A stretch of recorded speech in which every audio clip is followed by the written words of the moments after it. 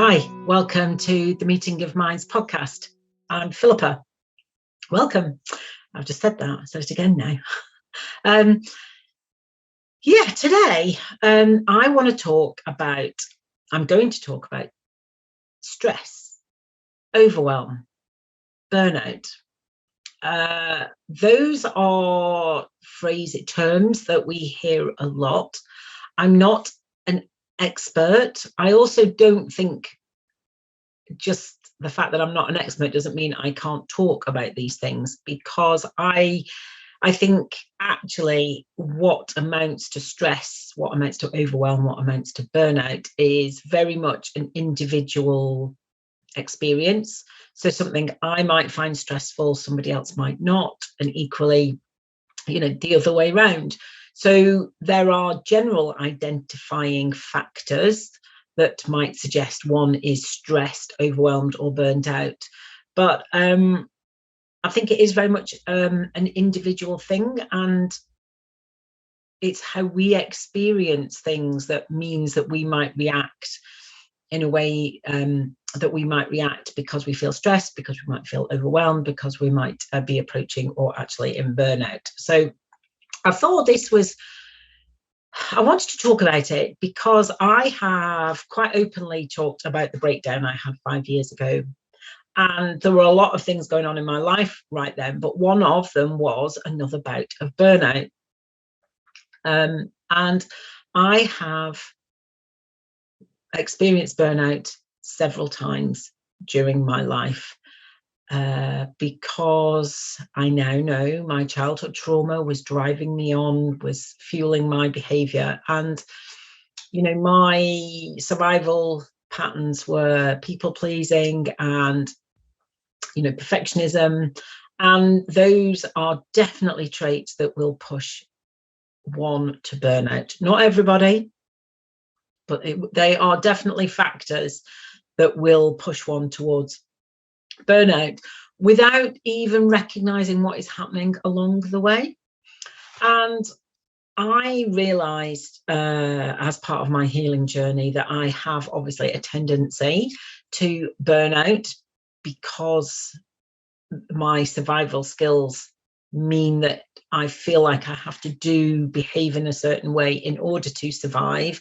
So my overwhelming desire is to survive, and burnout is not going to be something that I want, but equally it's not going to kill me. Well, whereas if I don't survive, then that is going to kill me. Does that make sense? I hope so. So my the primal part of my brain is driving me to survive. So my desire to people please, to be a perfectionist, to do more, overrides any other feelings in my body to slow down. That's what I was trying to say. So I hope that now makes sense. Now, I realized up until perhaps last week that I have been feeling the start of burnout again. So I have taken a step back. I took a break from the podcast before starting this new series. I've taken time, a lot of time away from my business to regroup, to decide my way forward, to work out what it is that I like doing in my business. So I'll carry on doing that. What I don't like doing that is necessary, and maybe I can get some help with that. And what I don't like doing and is not necessary, so I can then drop. So I've been really taking time out to work those things out, because I have definitely fallen victim to the standard, is that the right word? Starting my business 2 years ago, there is a lot of free content that is available to consume, and I have consumed a lot of that in my bid to learn about running a business. And a lot of the things that are said are the same. So I've done courses, I've done webinars, I've listened to podcasts, I've done all sorts, and a lot of the things are the same that are said. And discovering your ideal client is niching, marketing, all sorts of things. And I have definitely fallen victim of listening to these things and thinking, these are things I've got to do. These are what I should do. So I've been doing all sorts, a lot of things. I've been trying this, I've been doing this, I've been doing that. And I really began to realize that I wasn't necessarily enjoying it. And not enjoying work is a place that I really recognize. I've been there a lot. But the whole point of me doing my own thing was to try and avoid that again. So luckily, I recognized it reasonably quickly and I backed off, because I thought, I just don't want to go here again. If I can only do this job that I am doing now, this work that I'm doing now, by constantly being on the brink of burnout, then that is not where I want to be. So I had to work out whether it was the work that I don't like or whether it was the way I'm working. And I've realized it's the way I'm working.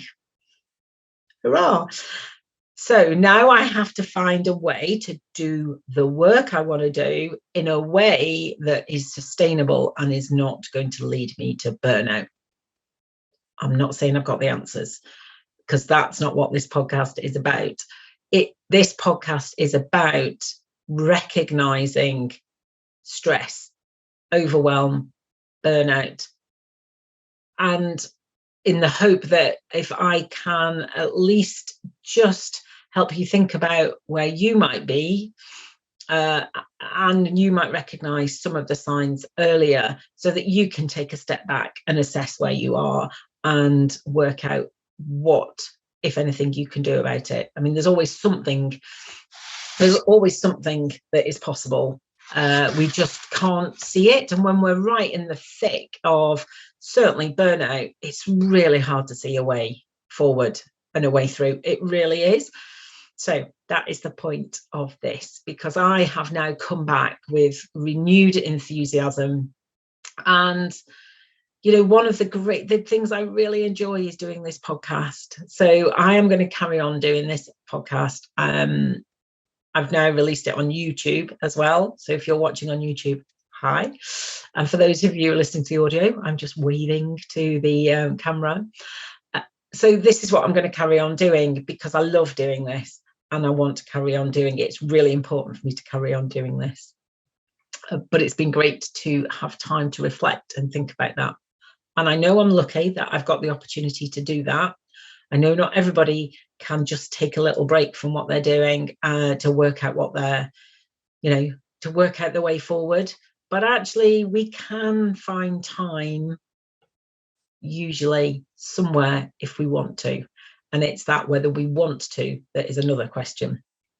So today's podcast is just a little look at how we might get in that situation of potentially being burned out, in the hope that maybe you can avoid it. And at least if you are in the middle of it, you might recognize it and then decide what to do.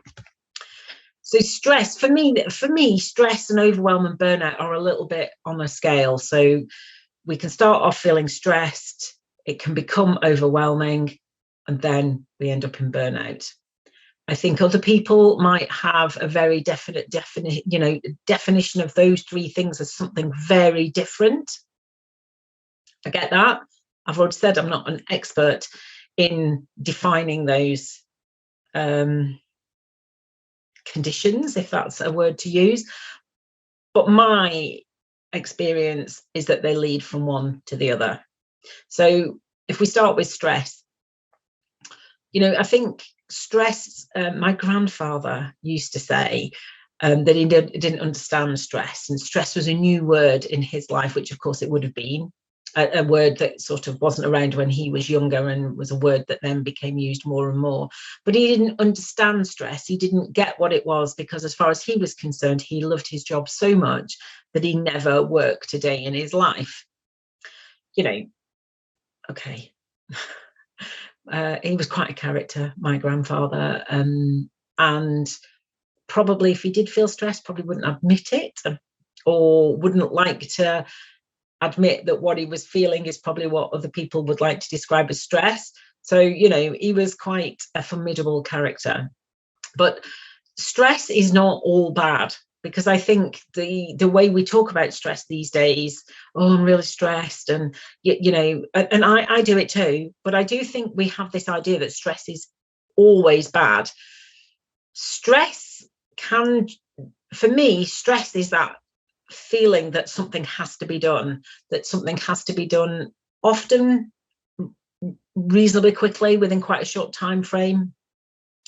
And it's the sense of urgency and importance, or importance, that makes the situation feel stressful. That's what I think, and that's what it is for me.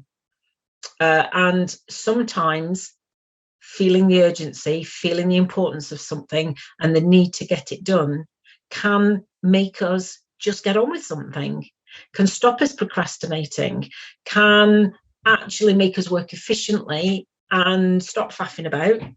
We can all faff, can't we? And just get on with it.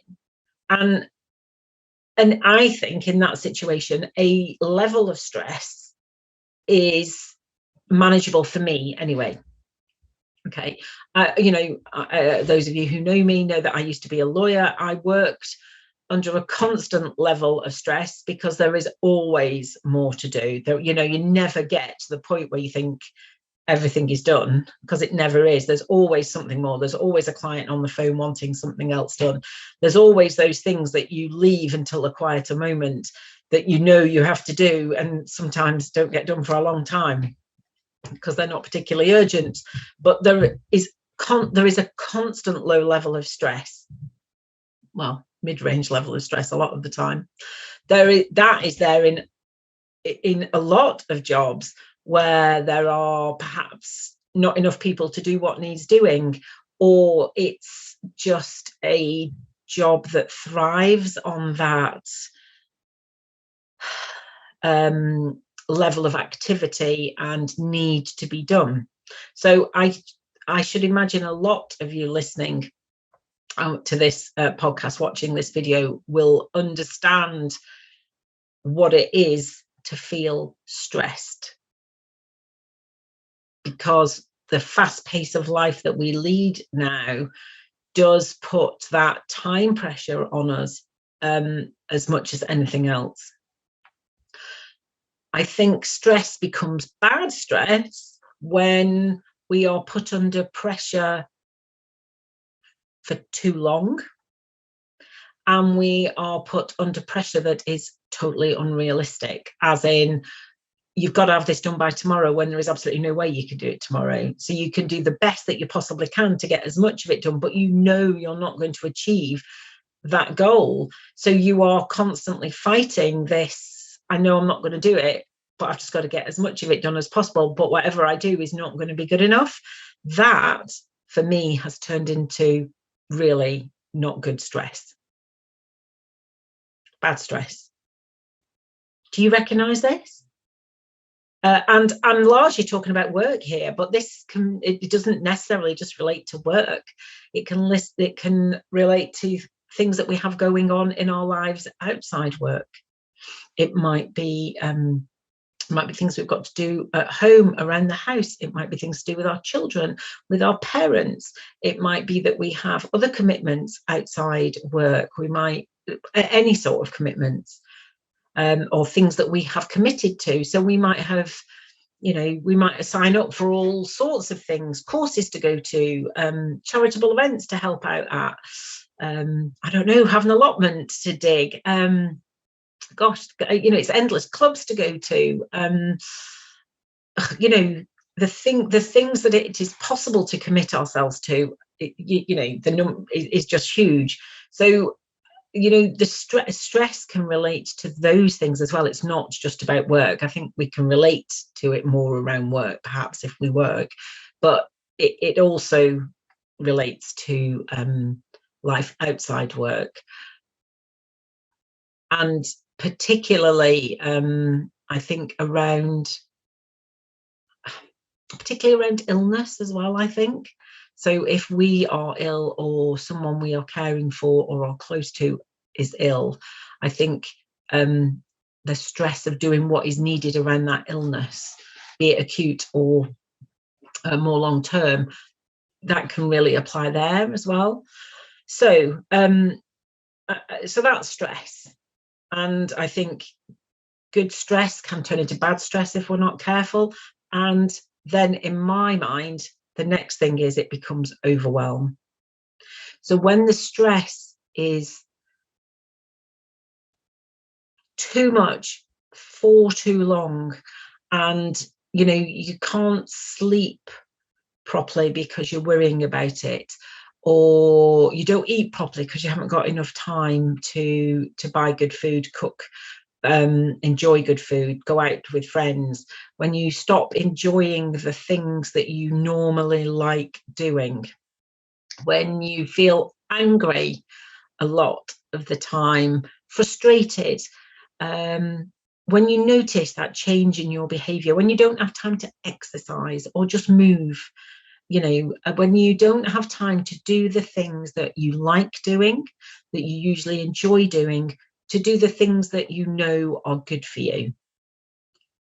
In my opinion, that is when stress has moved over to being overwhelm or overwhelming, whichever way makes sense to you. And that is a real warning, should be a red flag. I would hope that if you recognize that in yourself, that would be a red flag for you to actually take stock of where you're at. How have you got there? And actually, what can you do to minimize the overwhelm and in a way move away from that overwhelm? Because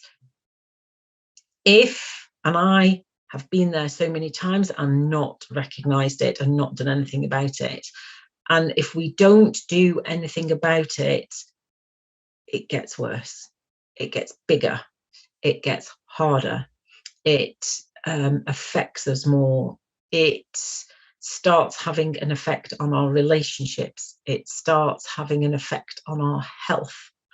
Overwhelm is the word. I'm overwhelmed is used quite a lot as well, I think, perhaps not quite so much as stress, but I think it can feel like something that we can go, oh, I'm a bit overwhelmed, but it will go away or something, and maybe I only feel overwhelmed in this moment. That is the start of overwhelm. If it's 1 minute you're feeling overwhelmed, and like the next day, good night's sleep, the next day you're feeling a bit better, but if by the end of that next day you're feeling overwhelmed, that's really a sign that it's creeping up and that it's getting worse. And if we don't recognize that sign and do something about it, and we'll talk about that in a moment, then we are well on the way to burnout. And I think a lot of us, a lot of you listening, watching, may well be feeling burned out and not know that's where you are. I think the last 2 years have been very hard. Even some people who've sailed through it or think they've sailed through it have not been, you have not been unaffected. You have been affected, even though you perhaps feel like either you can't acknowledge that you've been affected because you haven't been affected as badly as other people, or you think, oh no, it's fine, I've sailed through this.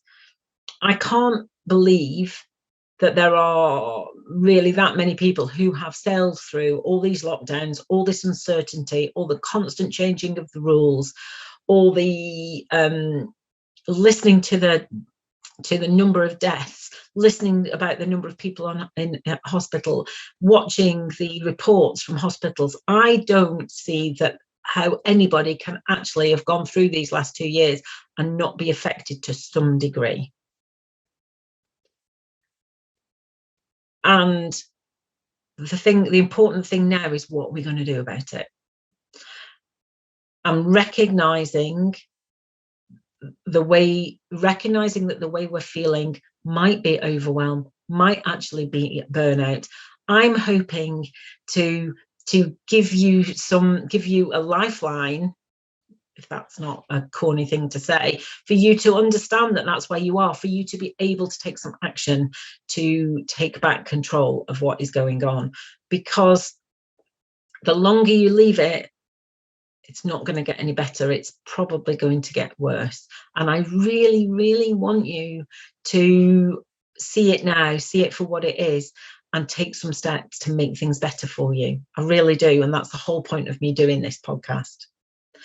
So I'm going to look at my notes because I really want to make sure that I don't miss out any of these signs of burnout. Some of them are definitely things that I've experienced, so I would be able to talk about those. But not all of them. So I just want to make sure I refer to all of these. So some of the signs of burnout are feeling tired and drained all the time. Now, actually, one caveat to all of these signs of burnout is that no individual one of them is either a definite sign of burnout, or on its own is not necessarily a sign of burnout. It's all about you understanding your life, where you are in your life, what is happening in your life, and how you feel about it. And the reason I say that is, for instance, if you are a new mum with a baby, you are definitely going to feel tired and drained all the time, because it's hard work. Lack of sleep and the constantly being there for your baby's needs is hard work.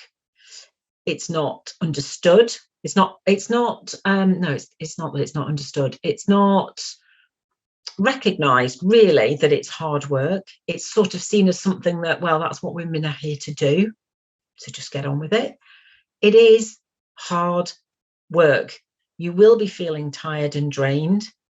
Now, whether you are actually feeling burned out will really depend on how you feel about it, how long you've been feeling like that, because actually it's a natural state to be in as a new mum, and it doesn't last. When you get to the stage of getting a bit more sleep, hopefully soon, then you might start to feel less tired and less drained. But equally, if you carry on feeling like that when you are getting more sleep, then it might be that you're at that burnout stage. So just bear in mind that all of these things that I'm going to talk about now are there's a lot of nuance there, and you need to apply that to your own life in the way you feel about them, because there's no sort of specific diagnosis. It's not a medical condition with a diagnosis, but it's very, very important that people start to recognize, whether you are feeling burned out and do something about it. So another sign of burnout is feeling helpless or trapped, and or defeated. That sort of sense of hopelessness. I have definitely been there. Another one which tends to go with along with some of the other symptoms or signs is feeling detached, alone in the world. So you feel like you're feeling pretty, I don't know, helpless or defeated. God, I'm trying all these things and nothing's working, and I just can't do it. And you feel really alone. I talked before about overwhelm, a sign of overwhelm, not enjoying the things that you used to enjoy. You're definitely going to feel like that if you're burned out. Feeling angry a lot of the time. When your outlook becomes like consistently negative or cynical, that is a sign of burnout. Although some of us have, not me actually, but some people, some of you listening, will have a naturally cynical outlook on life and have always been like that. So just being cynical doesn't mean that you're experiencing burnout, but it can do, especially if you have become cynical when you haven't always been cynical. Self-doubt, not being able to make decisions, or questioning the decisions you have made and have you done the right thing, doubting every little thing about your life and thing that you're doing, that could be a sign of burnout. But equally, some people are quite indecisive anyway, and there are, other reasons behind that. But if you are normally quite good at making decisions, and you find that you now all of a sudden are struggling making decisions, that could be a sign that you are on your way to being burned out, or you are actually there. Similar with procrastinating and taking longer to do things. Now, some people are naturally like that, and there's all sorts of reasons for that. But if you are experiencing procrastination or taking long to do things, which is different to how you usually are or how you have been in the past, then it might be a sign of burnout. Feeling overwhelmed, which is interesting, because I've looked at different lists about signs of burnout, and feeling overwhelmed is one of them. But I think overwhelm leads to burnout. That's my take on it. Also, when we have physical symptoms that start sort of seemingly out of nowhere, and those physical symptoms could be all manner of things, but they could also be burnout. They could be your body's reaction to burnout. So don't dismiss these things. Obviously, I think hopefully it's obvious that if you're experiencing quite a few of those things that I've just talked about, you may well be in that state of burnout. And what do we do? What do we do when we're feeling burned out? We don't know that this is burnout, this is something we're experiencing because of the way our life has been. Probably for a while, it's probably been building up. And what sort of things are we doing? Are we perhaps drinking a bit more? Are we perhaps turning to drugs or food or sex or shopping or gambling? Are we doing any of those things that are recognised really as signs of avoiding painful feelings and numbing painful feelings? So those are some of the activities that we might be engaged in, perhaps more than usual, or we've taken those things up lately as a way of coping with the way we're feeling. I mean, you might be turning to those things for something else, but it could also be a sign of burnout. Because actually, a person who's not experiencing burnout would be perhaps more inclined to work their way through some difficult feelings by going for a walk, or resting, or doing some breathing activities, reading, doing some light exercise. Those are more those are things that people would do when they are experiencing difficult feelings, if they are not feeling burned out, because burnout stops us being able to see what we need, see what is necessary. So what we need to do if we are feeling burned out is to actually, stop abandoning our needs in favour of others and what other people need and want us to do, and actually think about what we need. What do we need to do to make ourselves feel better? What do we need to do to satisfy our needs and wants? So, do we need to take more time outside to be in nature? Do we need to eat better food? Do we need to drink more water? Do we need to drink less alcohol, less caffeine maybe, and maybe not permanently, but maybe just for a while to help us get back into a better place? Do we need to rest more? I mean, I don't think many people rest as much as they need to do, me included some of the time. Do we need to do some breathing exercises? Maybe yoga might help, because yoga helps us get in touch with our breathing as well as moving and stretching our body. Do we need to do more light exercise? Do we need to do more, well, if the opposite of light is maybe heavy exercise, as long as that's not becoming a coping mechanism? So exercise is good. Obviously, it's good. It moves our bodies. It helps us feel good. As long as it doesn't turn into sort of this, I have to exercise just to get through the day. That then sort of is a sign that there's a problem. So, when we are having difficult feelings, when we are, when we are experiencing stress and overwhelm and burnout, when it is all getting a bit much, how can we stay with those feelings? So understand for ourselves that it's all a bit much, and stay in our bodies and feel that, and put in place strategies to help us feel better, rather than find a way of avoiding those feelings and numbing and finding ways around it without really addressing the problem. Because first of all, we need to make ourselves feel better about ourselves, make our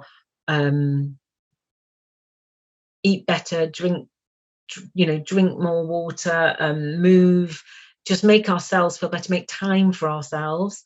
That probably has to be at the expense of something. So either it's time off work, not going out with our friends, not doing some of the other things we've committed to ourselves, but taking time back for ourselves, to spend time with ourselves, to spend time on ourselves, doing things that are important for us, so that we're in a better space, so we can then address what it is that has got us to this place, so that we can then make changes in our life.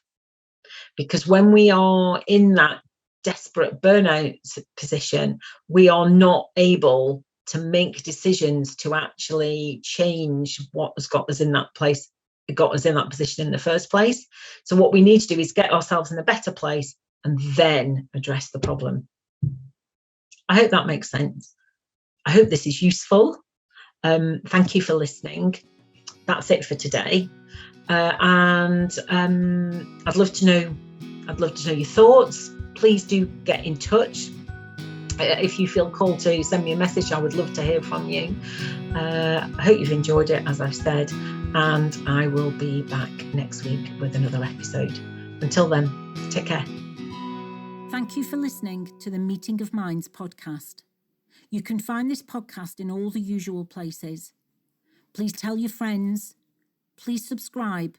And if you have a moment, I'd be really grateful if you could rate and review, as it helps other people find us and helps me spread the messages of empowerment and positivity that I'm really passionate about. If you want to find out more about me, you can visit my website, www.safeandsupported.co.uk. Until next time, bye.